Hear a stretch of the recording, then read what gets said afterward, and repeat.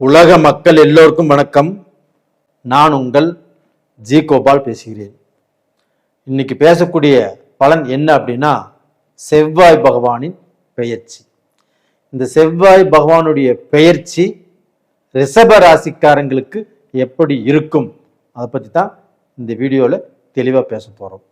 இது எப்போ நடக்குது அப்படின்னா, ஆகஸ்ட் மாதம் 2ஆம் தேதி ஆரம்பித்து செப்டம்பர் மாதம் 19ஆம் தேதி வரைக்கும் இந்த செவ்வாய் பகவானுடைய பெயர்ச்சி.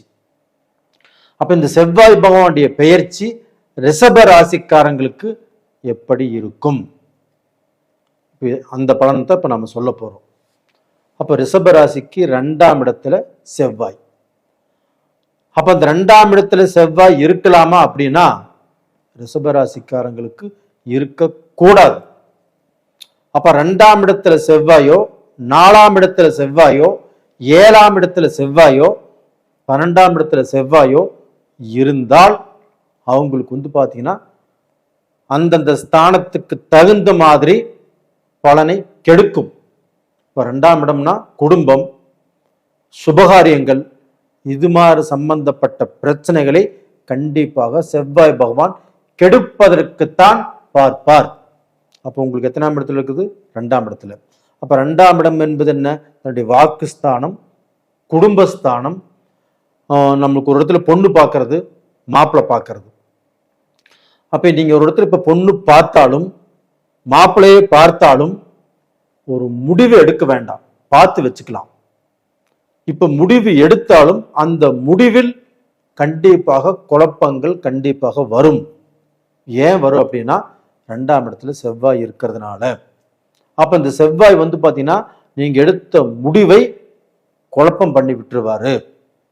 அப்ப அந்த 2ஆம் இடத்தை கெடுப்பதுதான் அந்த செவ்வாய் பகவானுடைய வேலை. அதே சமயத்துல நீங்க குடும்ப வாழ்க்கையிலையும் இப்போ கணவன் மனைவி இப்போ சேர்ந்து சந்தோஷமாக வாழ்ந்துட்டு இருக்கிறீங்க, மன திருப்தியா வாழ்ந்துட்டு இருக்கிறீங்க. அப்ப இதனால இந்த செவ்வாய் 2ஆம் இடத்துக்கு வர்றதுனால நீங்க கொஞ்சம் சூதனமா இருக்கணும். அப்போ ஒருத்தர் மேல ஒருத்தர் அன்பு, பாசம், மரியாதை இதெல்லாமே வைக்கிறீங்க. இது பார்த்தீங்கன்னா ஏதாவது ரூபத்துல அடுத்தவங்கனாலேயோ, 3வது மனுஷனாலேயோ, இல்லை குடும்பத்தாராலேயோ, கூட்டு குடும்பத்தில் இருந்தீங்கன்னா அவங்கனாலேயோ ஏதாவது சிக்கல், பிரச்சனை, வேதனை உங்க குடும்பத்தை கலைக்கிறதுக்கு பார்க்கும். அப்ப இந்த வீடியோவை நீங்க பார்த்தீங்கன்னா, இப்ப நான் சொல்லக்கூடிய வார்த்தைகளை கேட்டு நீங்க பார்த்தீங்கன்னா கொஞ்சம் கண்ட்ரோலாக இருக்கிறது.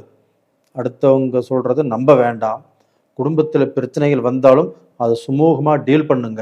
அடுத்தவங்க பேசக்கூடிய பேச்சை நம்பிட்டு உங்க மனைவி மீதோ, மனைவி கணவன் மீதோ எந்த ஒரு சாக்கு போக்கும் வேண்டாம், எந்த ஒரு பிரச்சனையும் உருவாக்க வேண்டாம்.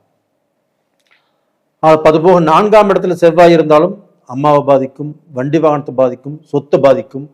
7ஆம் இடம் கலஸ்திரத்தை பாதிக்கும். 12ஆம் இடம் தன்னுடைய குடும்ப வாழ்க்கையும் தன்னுடைய தூர பிரயாணத்தையும் இது மாதிரிலாம் பாதிக்கும்.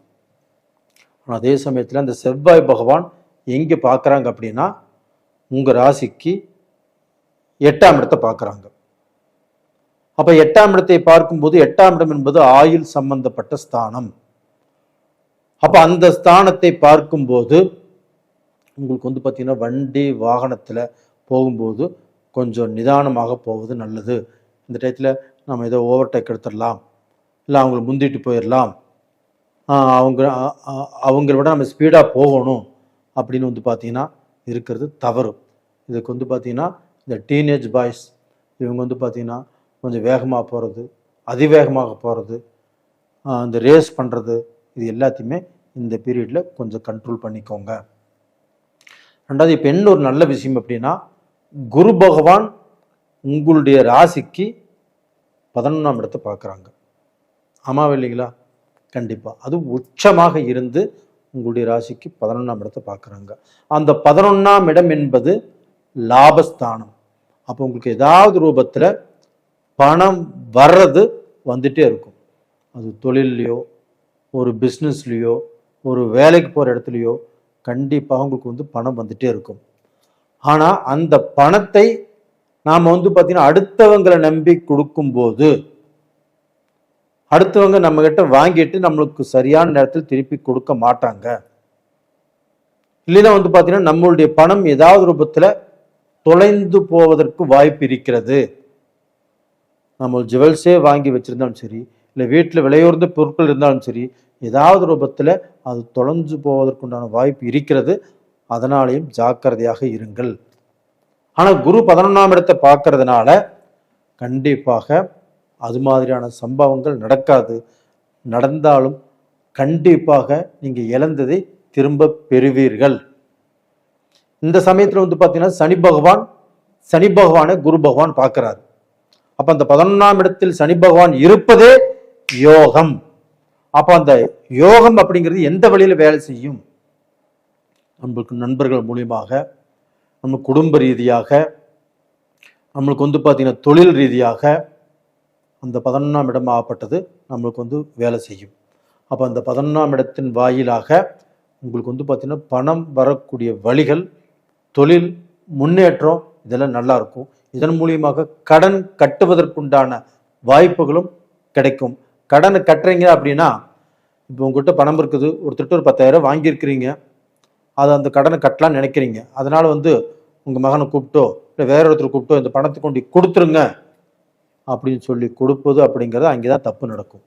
அப்போ அவங்க வாங்கிட்டு போவாங்க, அந்த பணத்தை எங்கேயாவது தொலைச்சிருவாங்க, இல்லை அவங்ககிட்ட கட்டாமல் போயிடலாம், இல்லை வாங்கிட்டு இல்லைன்னு சொல்லலாம். இது மாதிரியான சம்பவங்கள் நடப்பதற்கு வாய்ப்பு இருக்கிறது. அப்போ இது என்ன பண்ணணும்? நாமளே நேரடியாக போய் இதில் 10 நிமிஷம் 1/2 மணி நேரம் ஆனாலும் பரவாயில்லன்னு சொல்லி நேரடியாக போய் அந்த பணத்தை கொடுத்துட்டு வர்றது தான் நல்லது. அப்போ இன்னொருத்தரை 3வது மனுஷனாக வைக்க வேண்டாம். அது போக பார்த்தீங்கன்னா உங்களுக்கு உங்களுடைய ராசிநாதன் சுக்கிர பகவான் நீச்சம் ஆகஸ்ட் மாதத்தில் அந்த கண்ணியில் நீச்சமாகிறாரு. அதனால் பார்த்தீங்கன்னா பெண்கள் ஆபரணங்கள் வாங்குவதோ, அடகு வச்ச நகையை திருப்புவதோ, அது வாங்கி வீட்டில் வைப்பதோ இது கொஞ்சம் ஜாக்கிரதையாக இருப்பது தான் நல்லது. அப்போ ஆகஸ்ட் மாதத்தில் விலை உயர்ந்த பொருட்களை வாங்காமல் இருப்பது நல்லது. அப்படியே வாங்கினாலும் அது ரொம்ப சேஃப்டியாக கண்ணும் கருத்துமாக வைத்துக்கொள்வது நல்ல விஷயம். அதுபோக உங்களுக்குள்ள கருத்து வேறுபாடுகள் வருவதற்குண்டான வாய்ப்புகள் இருக்கிறது. அது வராமல் பார்த்துக்கிறதும் உங்கள் 2 பேருக்குள்ளதான் இருக்குது. கணவன் மனைவி நீங்கள் 2 பேரும் இந்த வீடியோவை பாருங்க. இல்லைன்னா யாரோ ஒருத்தர் பார்த்துட்டு இன்னொருத்தர் அவர் மனைவிட்ட சொன்னாலும் சரி, இல்லை மனைவி பார்த்துட்டு கணவன்கிட்ட சொன்னாலும் சரி, இதை ஒபே பண்ணுங்க. 2வது பார்த்தீங்கன்னா உங்களுக்கு பார்த்தீங்கன்னா இந்த பீரியட்ல எங்கேயாவது பிரயாணம் போவதற்குண்டான வாய்ப்புகள் உருவாகும். ஒரு டிஸ்ட்ரிக்டோ ஒரு நாடு விட்டு ஒரு நாடோ ஒரு சுற்றுலாவோ போகக்கூடிய அளவுக்கு வாய்ப்புகள் உருவாகும். தாராளமாக போகலாம். அப்படி போகும்போது உங்களுடைய உடைமைகளை பத்திரமாக பார்த்துக்கோங்க. 2வது பார்த்தீங்கன்னா உங்களுக்கு வெளிநாடு போவதற்குண்டான வாய்ப்புகள் கண்டிப்பாக உருவாகும். ஏன்னா 11ஆம் இடத்தை குரு பார்க்குது, 11ஆம் இடத்துல சனி பகவானும் இருக்கிறாங்க. அந்த சனி பகவானும் வக்கரமாயிட்டாங்க. அந்த வக்கரமான சனி பகவானை குரு பார்க்குறாங்க. அப்போ அந்த குருவுடைய கண்ட்ரோலில் தான் அந்த சனி பகவான். அப்போ பார்த்தீங்கன்னா அந்த குரு பகவான் ஆகப்பட்டது உங்களுக்கு ஏதாவது ரூபத்தில் ஒரு முன்னேற்றத்தை கண்டிப்பாக காட்டுவார். ஏன்னா ரிஷபராசிக்காரர்கள் தன்னுடைய வாழ்க்கையில தன்னை சுற்றி இருக்கக்கூடிய எல்லாத்துக்கும் நல்லதை செய்துவிட்டு தான் போற வழி எந்த வழின்னு தெரியாமல், தன் குடும்பத்தை பற்றி நினைக்காமல், தன் அண்ணன் தம்பி அக்கா தங்கச்சி இப்படி பார்த்தீங்கன்னா எல்லாத்துக்கும் நல்லதை செஞ்சுட்டு இன்னைக்கு தன் குடும்பத்தை பற்றி நினைக்காம விட்டுட்டார். இப்போவாது நினைக்கக்கூடிய சூழ்நிலை வந்திருக்குது. இப்போ உங்கள் குடும்பத்தை நினைத்து உங்களுக்கோசரம் வாழுங்க, உங்களுக்கோசரம் பாடுபடுங்க. கண்டிப்பாக நல்லா இருப்பீங்க. நேயர்களே, இந்த வீடியோ பிடிச்சிருக்குன்னு நினைக்கிறேன். பிடிச்சிருந்தா லைக் பண்ணுங்க, சப்ஸ்கிரைப் பண்ணுங்க. உங்களுடைய ஜென்ம ஜாதகத்தையும் நடக்கக்கூடிய தசாபுத்திகள் என்ன, அது எந்த ரூபத்தில் நமக்கு சப்போர்ட் பண்ணுது, எந்த ரூபத்தில் பார்த்தீங்கன்னா நமக்கு பாதகமாக இருக்கிறது அப்படின்னு தெரிஞ்சுக்கிறது நல்ல விஷயம். டைம் இருந்தால் பார்த்துக்கோங்க. நேயர்களே, உங்களிடமிருந்து விடைபெறுவது உங்களின் ஜி கோபால். நன்றி, வணக்கம்.